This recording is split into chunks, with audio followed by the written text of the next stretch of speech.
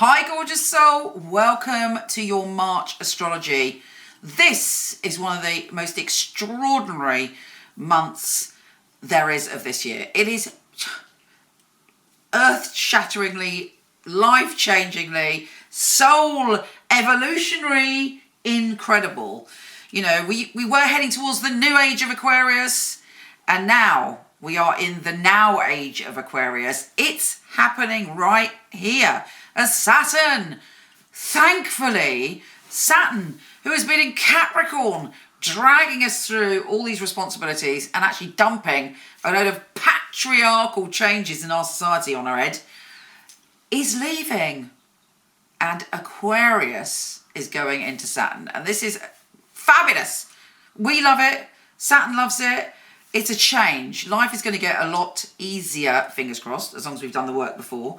There is this shift where we're all seeing the world differently. On top of that, March also has so many other intense planetary goings on. It is so full on. We have the Jupiter and Pluto conjunction. Can you imagine? Jupiter, the planet of good fortune, joining forces with Pluto, the lord of transformation. Not only are we going to have our own personal revolution that's going to lead to freedom, there is going to be, I predict, a massive happening in the world that is going to change everything. So I've decided that I'm going to do this not on camera because I really want to focus and I want you to chill out to Kathy's fabulous waves, and I'm going to talk you through this supremely profound and soul-changing month. Here we go.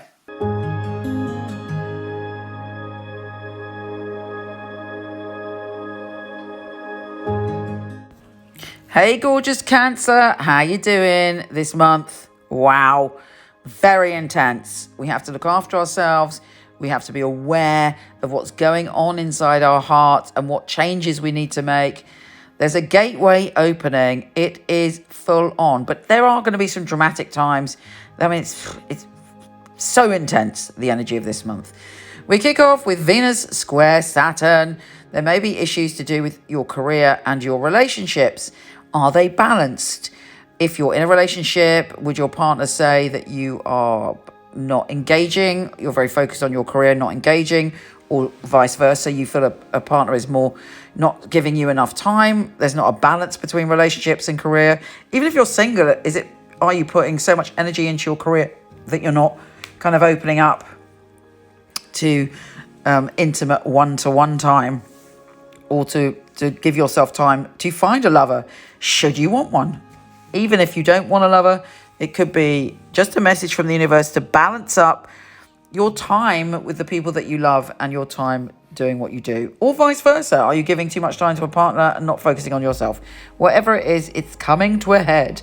Now, Mercury is retrograde. Fortunately, it's not going to be for the whole of March, although it won't go.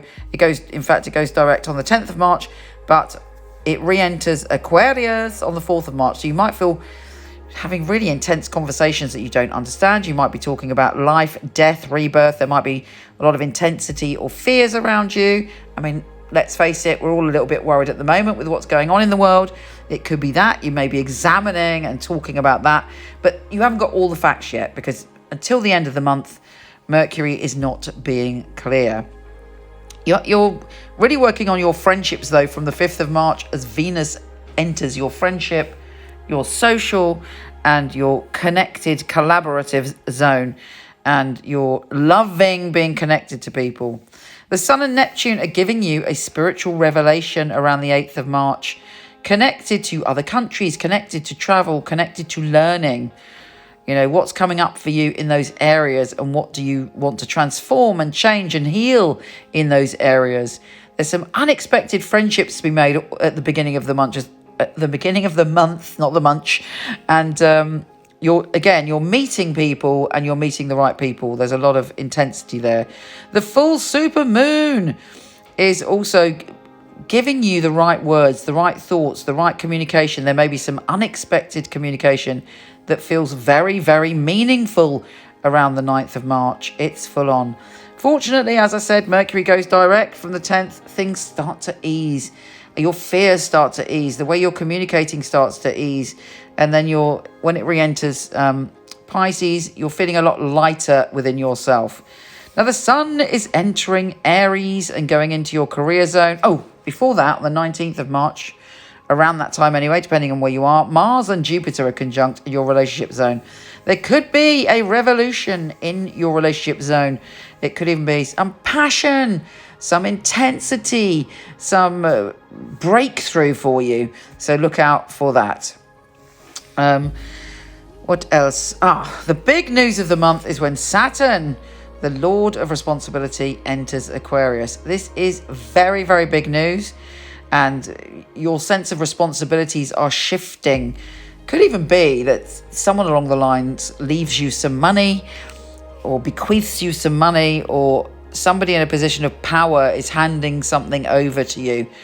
And you're learning, the lesson of Saturn for you is to learn about responsibility, power, life, death, and rebirth, and being comfortable within your own power. Now, Mars conjunct Pluto is very intense around the 23rd, and it's in your relationship zone. So if you ain't getting on with a partner, there could be a massive split or change around the 23rd. Equally, there could be some of the best sex you've ever had in your life if you are of age and you are in a loving, or even whatever, in a sensual relationship. There's definitely a boom coming in that area. There's also a new moon in Aries and a new moon in Aries, which is conjunct Chiron, obviously the same thing. And that's in your career zone. What wounds do you have when it comes to your career? Do you not have faith in yourself? Do you not believe in yourself?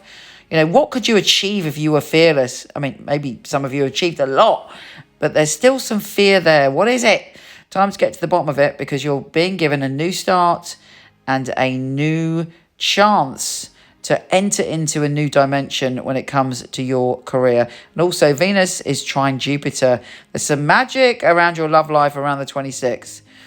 And then Venus and Moon are conjunct in Taurus, trine Pluto. Lots of real heart chakra connections and knowing what people feel about you. With Jupiter, I was talking about the Jupiter and Pluto conjunction. I know it's not until the 4th or 5th of April when it's exact, but trust me, from the 30th of March onwards, you will be feeling the energy of Jupiter and Pluto and being given hints and clues to what that dramatic and hopefully good fortune transformation is, and it's in your relationship zone.